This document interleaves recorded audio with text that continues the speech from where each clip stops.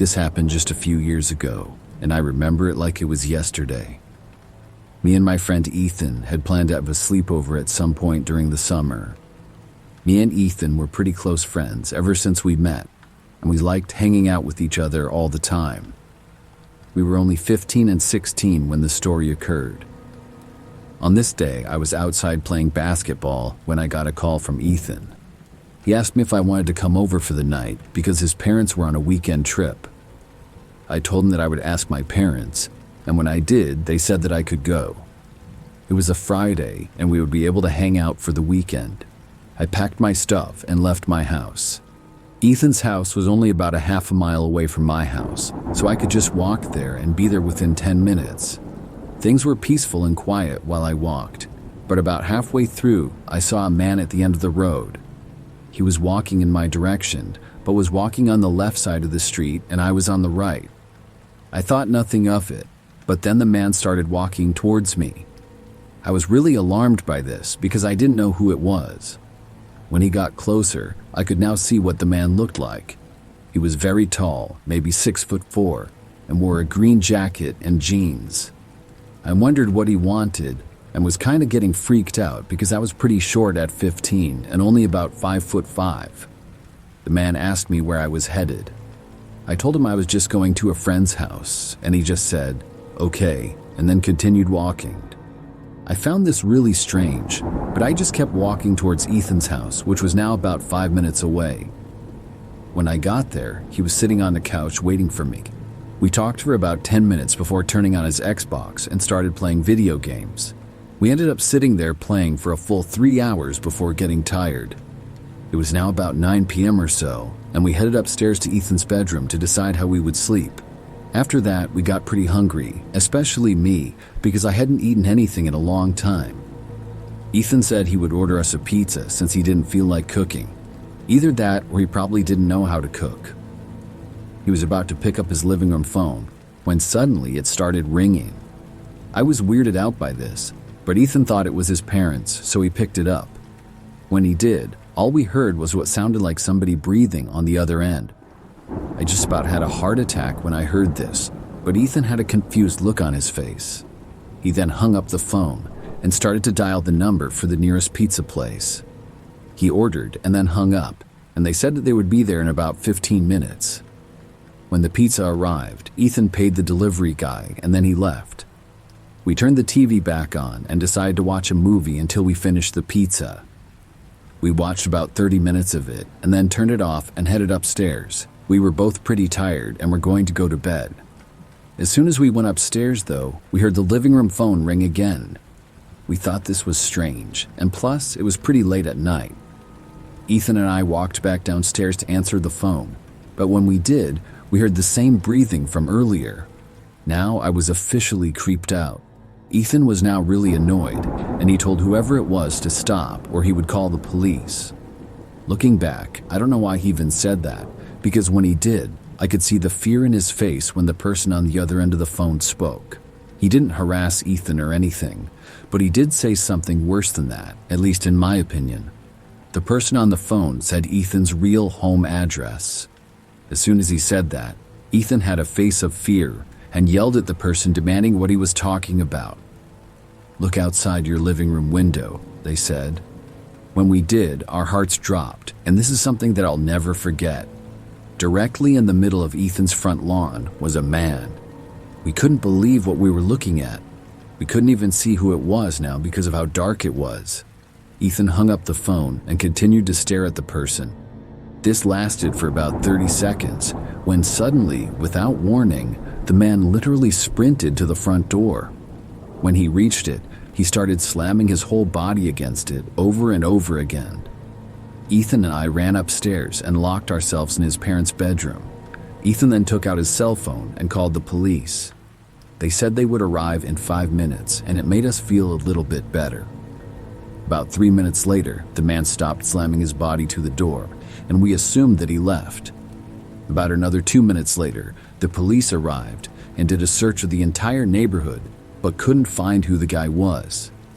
They told us that if anything else happened, to not hesitate to call again. When they left, We went back to Ethan's bedroom and talked about what had happened. I'll skip the entire conversation, but it will make a little more sense later. We were able to half sleep at around 12:30 or so.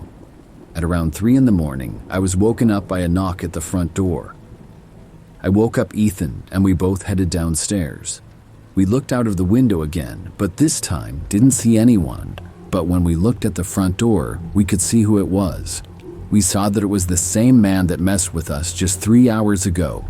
We ran upstairs and called the police. They said they were on their way, but I was still worried about the man trying to break in. There was also no way we were going to fight back because this guy was very tall. Like I said before, I was only 5'5" at 15, and Ethan was only 5'7" at 16. We stayed in his parents' bedroom for about 5 minutes until we heard the sound of glass breaking coming from the living room. The man walked around downstairs for about 3 minutes before heading upstairs. We ran to Ethan's parents' bathroom and hid in there.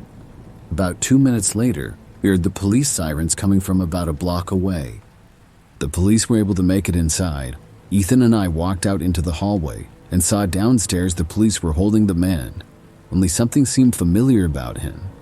My heart skipped a beat when I realized it was the same man who I had talked to on my way to Ethan's house. The police left with him, but we couldn't sleep for the rest of the night. At around 7 in the morning, I packed my stuff up and left. When I got back to my house, my parents were in the kitchen. They asked me how the sleepover was, and I said it was good because I didn't want to talk about it. Then I just went into my bedroom and laid on my bed, tired and exhausted. The next day, my parents got a call from Ethan's parents, and they told them that they didn't want me back at their house again. My mom looked confused when they said that and asked what they were talking about. They said that I broke the living room window, but I could hear Ethan telling his parents in the background that it wasn't me. I told my mom the whole story and she believed me. They ended up arguing on the phone for a full 5 minutes before hanging up. That was the last time I went to Ethan's house, but at least we could have sleepovers at my house from that point on. I guess after the man continued walking after speaking to me, he must have followed me to Ethan's house, which explains how he got his address. Me and Ethan are still friends today, and nothing like that has ever happened since. To this day, I still wonder why the man followed me to his house.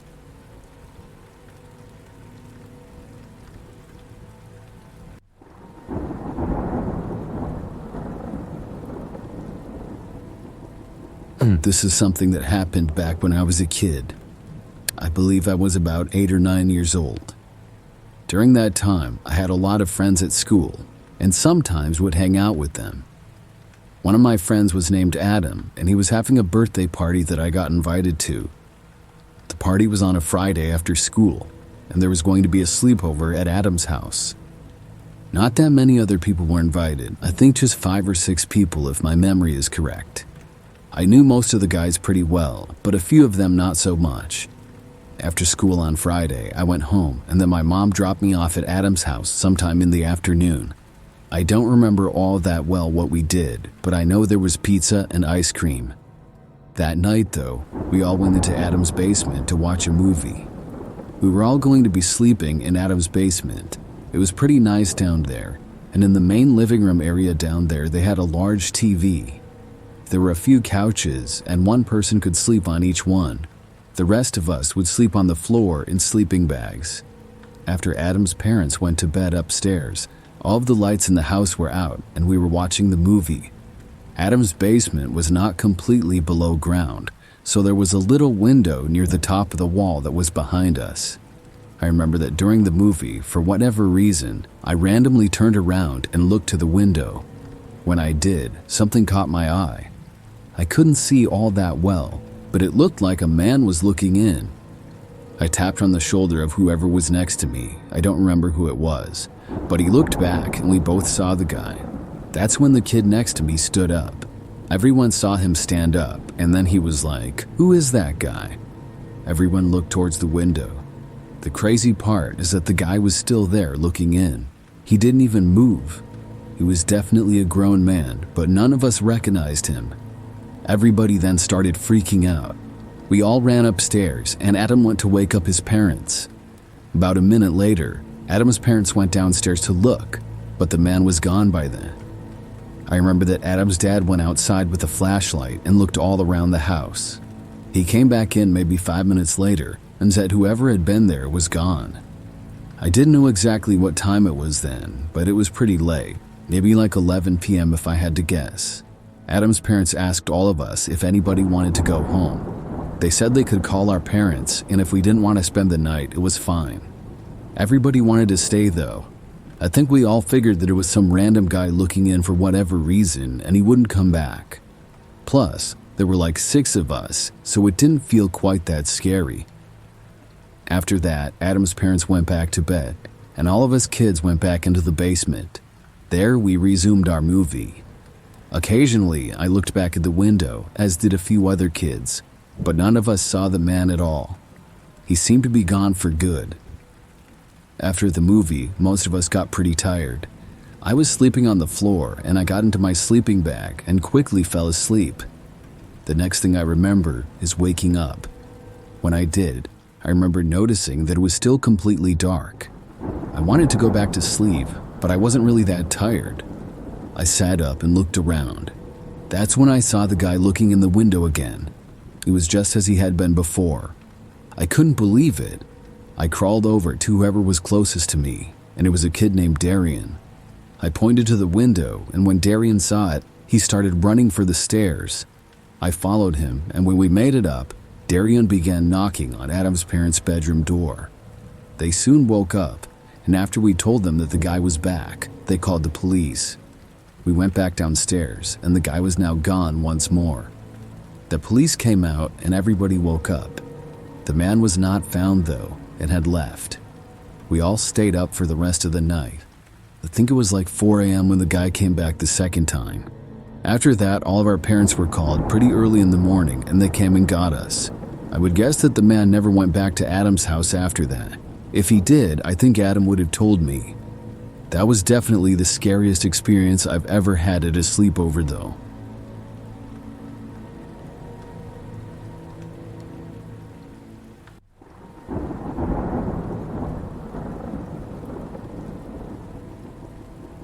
When I was a kid, my best friend's name was Will. Will and I would stay over at each other's houses all the time. It was always a lot of fun when we would have sleepovers, and usually we would watch movies or play video games. This happened when we were both 11 years old.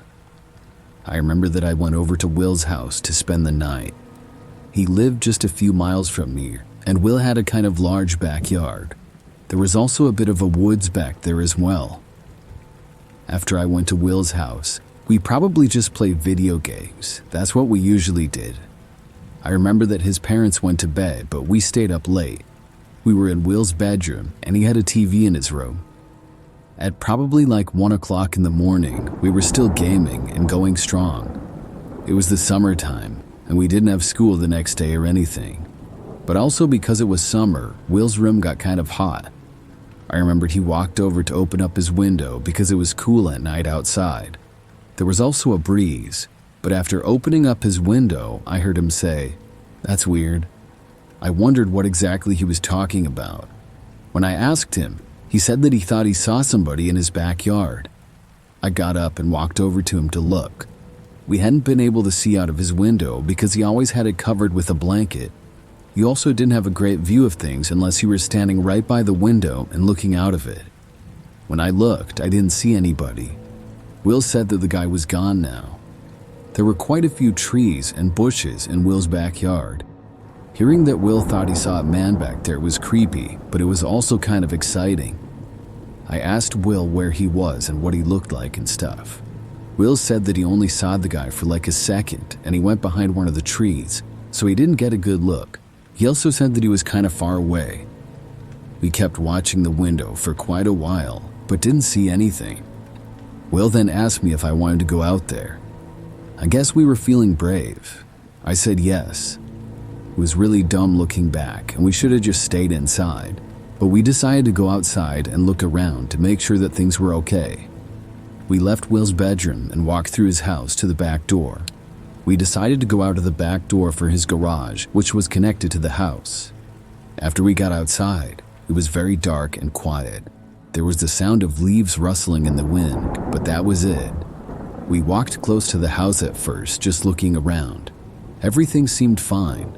We quickly went from feeling kind of nervous to relaxed. It seemed like whoever was in the backyard was gone now. We walked a little bit farther out into Will's backyard and got kind of distracted by finding one of Will's footballs. It was lying behind a tree from where we had lost it in the yard not long before. Will picked it up and threw it at me. We started to toss the ball around a little bit, and we kind of wandered off to the back part of his yard by the woods. It was then that we heard a noise coming from sorta by the house. We looked back and saw a man coming out behind a bush about 10 feet from the side of his house. The guy then went right up next to his house and on the side of it. He then disappeared out of our sight. The man did not look in our direction, and we didn't know if he knew we were back here or not. There was a good chance that he had heard us, though. We were probably at least 100 feet away. Now we were in a tough spot. We wanted to go back inside, but we're so far away from the house. Will said that we had to go back, but I didn't want to go near the guy. The back door to the garage that we came out of was also unlocked. I just hoped that the man wouldn't go over there. The good thing for us was that the garage door was on the opposite side of the house where the man was. By now, the guy was long out of our sight and had disappeared on the side of the house. We didn't know if he was in the front yard now or still on the side. Will and I decided to run back. He counted to 3, and then we both took off, sprinting as fast as we possibly could for the back door. I didn't look in the direction where the man had gone the entire time. I didn't want to know where he was. Pretty soon, we made it to the back door. Will and I both went in as fast as we could and then closed it. Will locked the door as soon as we were inside the garage. It was a crazy adrenaline rush, and for just a second when we made it in, I felt relieved. But then, we heard the doorknob turned. This was probably less than 5 seconds after Will had locked the door. I couldn't believe it. Will and I ran back to the door leading inside of his house and went inside. We made sure to lock that door as well, and then Will ran up to his parents' bedroom and woke them up. Within minutes, the police were called, and Will and I were hiding under his bed. The police got there a short time later and searched the entire property, but never found the guy. He must have left. We answered questions as best we could, but we never had a very good look at the guy. We only saw him at a long distance and in the dark.